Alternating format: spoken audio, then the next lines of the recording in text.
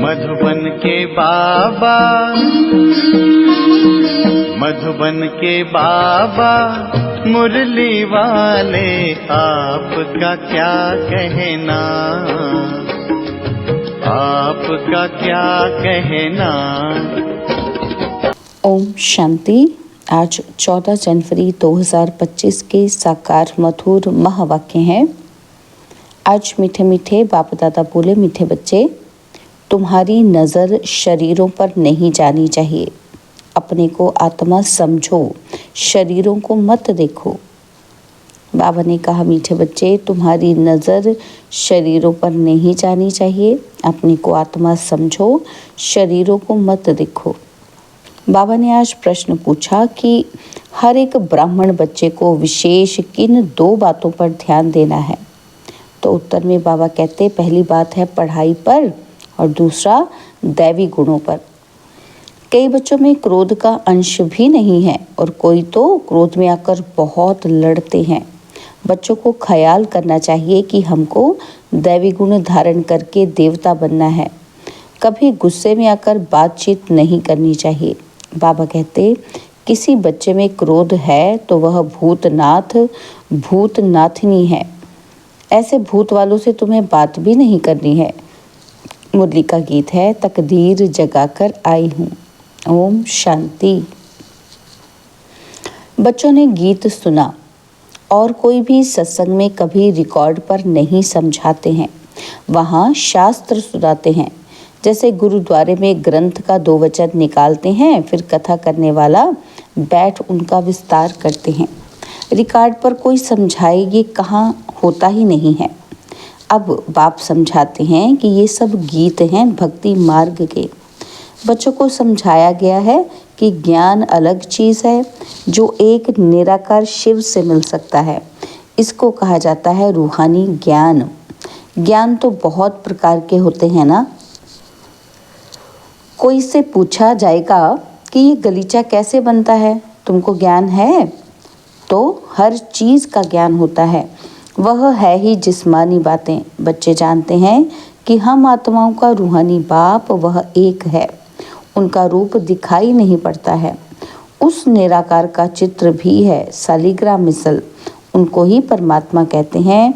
उनको कहा ही जाता है निराकार। मनुष्य जैसा आकार नहीं है। हर वस्तु का आकार ज़रूर होता है।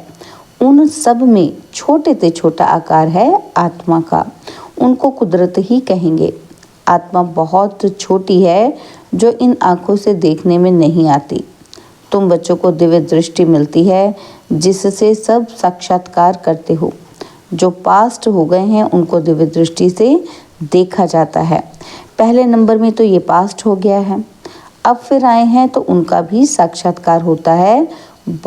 बहुत सूक्ष्म। तो इससे समझ सकते हैं कि सिवाय परमपिता परमात्मा के आत्मा का ज्ञान कोई दे नहीं सकता। मनुष्य आत्मा को यथार्थ रीति नहीं जानते, वैसे परमात्मा को भी यथार्थ रीति नहीं जान सकते। दुनिया में मनुष्यों की अनेक मत हैं। कोई कहते आत्मा परमात्मा में लीन हो जाती है, कोई क्या कहते। अभी तुम बच्चों ने जाना है, सो भी नंबरवार पुरुषार्थ अनुसार। सबकी बुद्धि में एक रस तो बैठ नहीं सकता। घड़ी घड़ी बुद्धि में भी बिठाना होता है। हम आत्मा हैं, आत्मा को ही 84 जन्मों का पाठ बजाना है। अब बाप कहते हैं, अपने को आत्मा समझ, मुझ परम पिता परमात्मा को जानो और याद करो। बाप कहते हैं, मैं इनमें प्रवेश कर तुम बच्चों को नॉलेज देता हूँ। तुम बच्चे अपने को आत्मा नहीं समझते हो, इसलिए तुम्हारी नज़र इस शरीर पर चली जाती है। वास्तव में तुम्हारा इनसे कोई काम नहीं है। सर्व का सद्गति दाता तो वह शिव बाबा है। उनकी मत पर हम सबको सुख देते हैं। इनको भी अहंकार नहीं आता कि हम सबको सुख देते हैं। जो बाप को पूरा याद नहीं करते उनसे अवगुण निकलते नहीं हैं। अपने को आत्मा निश्चय नहीं करते हैं। मनुष्य तो न आत्मा को न परमात्मा को जानते हैं। सर्वव्यापी का ज्ञान भी भारतवासियों ने फैलाया है। तुम्हारे में भी जो सर्विसेबल बच्चे हैं वह समझते हैं, बाकी सब इतना नहीं समझते हैं। अगर बाप की पूरी पहचान बच्चों को हो तो बाप को याद करें, अपने में दैवी गुण धारण करें। शिव बाबा तुम बच्चों को समझाते हैं, यह है नई बातें। ब्राह्मण भी ज़रूर चाहिए। प्रजापिता ब्रह्मा की संतान कब होते हैं ये दुनिया में किसी को पता ही नहीं है। ब्राह्मण तो ढेर के ढेर हैं, परंतु वह है कुख वंशावली। वह कोई मुख वंशावली ब्रह्मा की संतान नहीं है। ब्रह्मा की संतान को तो ईश्वर बाप से वर्षा मिलता है। तुमको अब वर्षा मिल रहा है ना। तुम ब्राह्मण अलग हो, वो अलग हैं। तुम ब्राह्मण होते ही हो संगम पर, और वह होते हैं द्वापर कलयुग में। यह संगम युगी ब्राह्मण ही अलग हैं। प्रजापिता ब्रह्मा के ढेर बच्चे हैं। बल हद के बाप को भी ब्रह्मा कहेंगे क्योंकि बच्चे पैदा करते हैं, परंतु वह है जिस्म की बात। यह बाप तो कहेंगे कि सब आत्माएं हमारे बच्चे हैं। तुम हो मीठे मीठे रूहानी बच्चे। ये किसी को समझाना सहज है। शिव बाबा को अपना शरीर नहीं है। शिव जयंती मनाते हैं, परंतु उनका शरीर देखने में नहीं आता। बाकी और सबका शरीर है। सब आत्माओं का अपना अपना शरीर है। शरीर का नाम पड़ता है। परमात्मा का अपना शरीर ही नहीं, इसलिए उनको परमात्मा कहा जाता है। उनकी आत्मा का ही नाम शिव है। वह कभी बदलता नहीं। शरीर बदलते हैं तो नाम भी बदल जाते हैं। शिव बाबा कहते हैं, मैं तो सदैव निराकार परम आत्मा ही हूँ। ड्रामा के प्लान अनुसार अभी यह शरीर लिया है। सन्यासियों का भी नाम बदलता है। गुरु का बनते हैं तो नाम बदलता है। तुम्हारे भी नाम बदले थे, परंतु कहाँ तक नाम बदलते रहेंगे। कितने भागंती हो गए। जो उस समय थे उनका नाम रख दिया, अब नाम नहीं रखते हैं। किसी पर भी विश्वास नहीं है। माया बहुतों को हरा देती है तो भागंती हो जाते हैं। इसलिए बाबा किसी का भी नाम नहीं रखते हैं। किसका रखें और किसका ना रखें वो भी ठीक नहीं। कहते तो सब हैं कि बाबा हम आपके हो चुके हैं, परंतु यथार्थ रीति हमारे होते थोड़े हैं। बहुत हैं जो वारिस बनने के राज को भी नहीं जानते हैं। बाबा के पास मिलने आते हैं, परंतु वारिस नहीं हैं। विजयमाला में नहीं आ सकते। और कोई अच्छे अच्छे बच्चे समझते हैं कि हम तो वारिस हैं, परंतु बाबा समझते हैं कि ये वारिस है नहीं। वारिस बनने के लिए भगवान को अपना वारिस बनाना पड़े। यह राज समझाना भी मुश्किल है। बाबा समझाते हैं वारिस किसको कहा जाता है। भगवान को कोई वारिस बनाए तो मिल्कियत देनी पड़े, तो बाप फिर वारिस बनाए। मिल्कियत तो सिवाय गरीबों के कोई साहूकार दे न सके। माला कितनी थोड़ों की बनती है, यह भी कोई बाबा से पूछे तो बाबा बता सकते हैं कि तुम वारिस बनने के हकदार हो व नहीं। यह बाबा भी बता सकते हैं। ये कॉमन बात है समझने की। वारिस बनने में भी बहुत अक्ल चाहिए। देखते हैं लक्ष्मी नारायण विश्व के मालिक थे, परंतु वह मालिक बना कैसे लिया यह कोई नहीं जानते।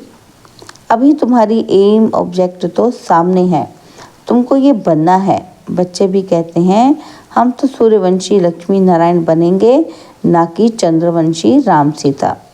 राम सीता की भी शास्त्रों में निंदा की हुई है। लक्ष्मी नारायण की कभी निंदा नहीं सुनेंगे। शिव बाबा की, श्री कृष्ण की भी निंदा है। बाप कहते हैं मैं तुम बच्चों को कितना ऊंच ते ऊंच बनाता हूँ। मेरे से भी बच्चे तीखे चले जाते हैं। लक्ष्मी नारायण की भी कोई निंदा नहीं करेंगे। भल श्री कृष्ण की आत्मा तो वही है, परंतु ना जानने के कारण निंदा करती है। लक्ष्मी नारायण का मंदिर भी बड़ा खुशी से बनाते हैं। वास्तव में बनाना चाहिए राधे कृष्ण का, क्योंकि वह सतो प्रधान है। यह उन्हों की युवा अवस्था है तो उनको सतो कहते हैं। वह छोटे हैं तो इसलिए सतो प्रधान कहेंगे। छोटा बच्चा महान महात्मा समान होता है। जैसे छोटे बच्चों को विकार आदि का पता ही नहीं रहता, वैसे वहाँ बड़ों को भी पता नहीं रहता कि विकार क्या चीज़ है। यह 5 भूत वहाँ होते ही नहीं। विकारों का जैसे कि पता ही नहीं है। इस समय है ही रात, काम की चेष्टा भी रात को ही होती है। देवताएं हैं, दिन में तो काम की चेष्टा होती नहीं। विकार कोई होते नहीं। अभी रात में सब विकारी हैं। तुम जानते हो, दिन होते ही हमारे सब विकार चले जाएंगे। पता नहीं रहता कि विकार क्या चीज़ है। यह रावण के विकारी गुण हैं। यह है विशेष वर्ल्ड। वाइसलेस वर्ल्ड में विकार की कोई बात नहीं होती। उनको कहा ही जाता है ईश्वरीय राज्य, और अभी है आसुरी राज्य। यह कोई नहीं जानते। तुम सब कुछ जानते हो, नंबरवार पुरुषार्थ अनुसार। ढेर बच्चे हैं, कोई भी मनुष्य समझ नहीं सकते कि ये सब बीके किसके बच्चे हैं। सब याद करते हैं शिव बाबा को, ब्रह्मा को भी नहीं। ये खुद कहते हैं कि शिव बाबा को याद करो, जिससे विकर्म विनाश होंगे, और कोई को भी याद करने से विकर्म विनाश नहीं होंगे। गीता में भी कहा है, मामेकम याद करो। श्री कृष्ण तो ये कह ही न सके। वर्षा मिलता ही है निराकार बाप से। अपने को जब आत्मा समझें तब निराकार बाप को याद करें। मैं आत्मा हूँ, पहले ये पक्का निश्चय करना पड़े। मेरा बाप परमात्मा है। वह कहते हैं मुझे याद करो तो मैं तुमको वर्षा दूंगा। मैं सबको सुख देने वाला हूँ। मैं सभी आत्माओं को शांति धाम ले जाता हूँ। जिन्होंने कल्प पहले बाप से वर्षा लिया होगा वही आकर वर्षा लेंगे, ब्राह्मण बनेंगे। ब्राह्मणों में भी कुछ बच्चे पक्के हैं, मातेले भी बनेंगे और सौतेले भी बनेंगे। हम निराकार शिव बाबा की वंशावली हैं। जानते हैं कि बिरादरी कैसे बढ़ती जाती है। अभी ब्राह्मण बनने के बाद हमको वापस जाना है। सब आत्माएं शरीर छोड़कर वापस जानी है। पांडव और कौरव दोनों को शरीर छोड़ना है। तुम यह ज्ञान के संस्कार ले जाते हो और फिर उस अनुसार प्रारब्ध मिलती है। वह भी ड्रामा में नूंद है और फिर ज्ञान का पाठ खत्म हो जाता है। तुमको 84 जन्मों के बाद फिर ज्ञान मिलता है और फिर यह ज्ञान प्रायलोप हो जाता है। तुम प्रारब्ध भोगते हो और वहाँ और कोई धर्म वालों के चित्र आदि नहीं रहते।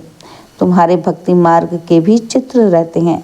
सत्युग में किसी का चित्र आदि नहीं रहता। तुम्हारे चित्र ऑलराउंड भक्ति मार्ग में रहते हैं। तुम्हारे राज्य में और कोई का चित्र नहीं है, सिर्फ देवी देवता ही रहते हैं। इससे ही समझते हैं कि आदि सनातन देवी देवता ही हैं। पीछे सृष्टि बढ़ती जाती है। तुम बच्चों को ये ज्ञान सिमरन कर अतीन्द्रिय सुख में रहना है। बहुत पॉइंट्स हैं, परंतु बाबा समझते हैं कि माया घड़ी घड़ी भुला देती है। तो ये याद रहना चाहिए। क्या याद रहना चाहिए? कि शिव बाबा हमको पढ़ा रहे हैं। वह है ऊंच ते ऊंच। हमको अब वापस घर जाना है। कितनी सहज बातें हैं। सारा मदार है याद पर। हमको देवता बनना है, दैवी गुण भी धारण करने हैं। 5 विकार हैं भूत।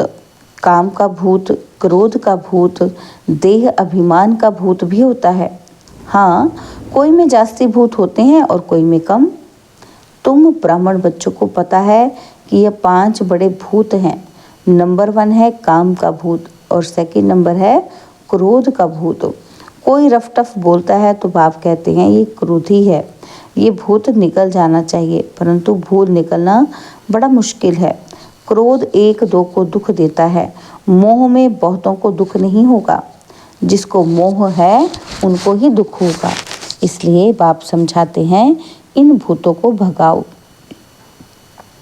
हर बच्चे को विशेष पढ़ाई और दैवी गुणों पर अटेंशन देना है।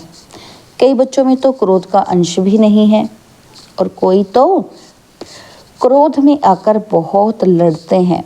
बच्चों को ख्याल करना चाहिए कि हमको दैवी गुण धारण कर देवता बनना है।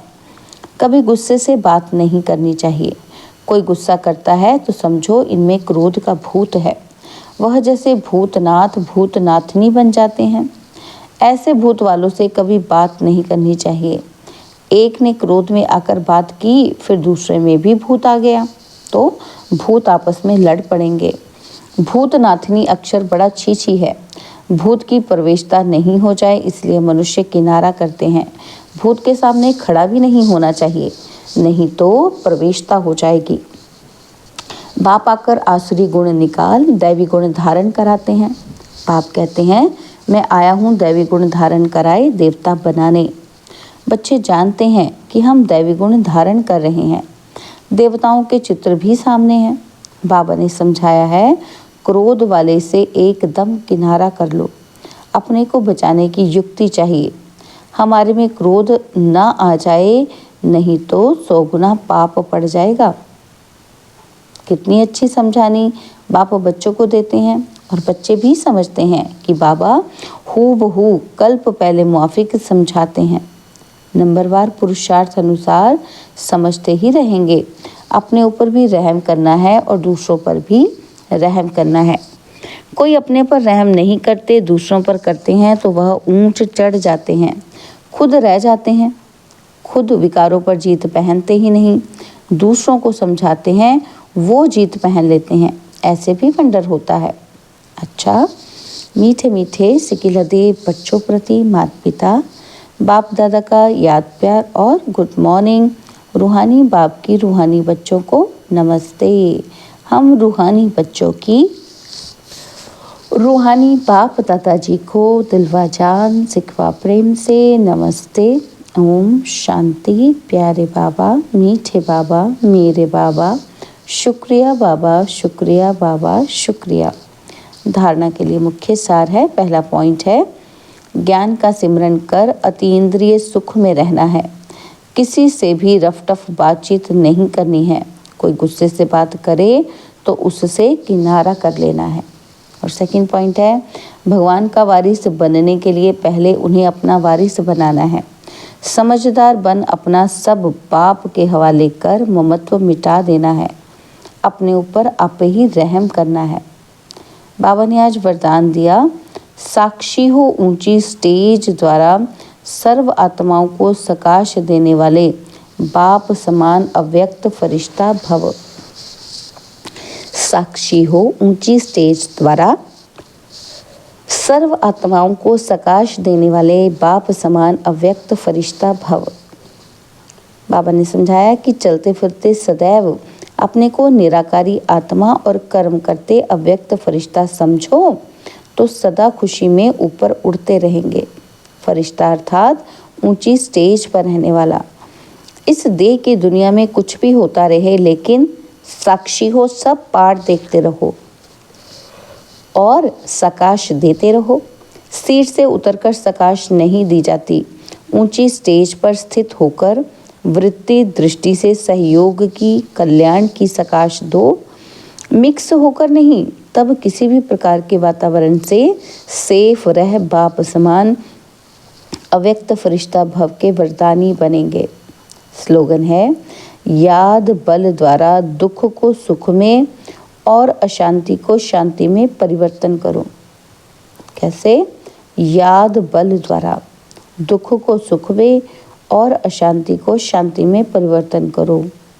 तो बाबा ने आज के अंतर्मुखी अभ्यास के लिए कहा कि अपनी शक्तिशाली मनसा द्वारा सकाश देने की सेवा करो। अपनी शुभ भावना, श्रेष्ठ कामना, श्रेष्ठ वृत्ति, श्रेष्ठ वाइब्रेशन द्वारा किसी भी स्थान पर रहते हुए मनसा द्वारा अनेक आत्माओं की सेवा कर सकते हो। इसकी विधि है लाइट हाउस, माइट हाउस बनना।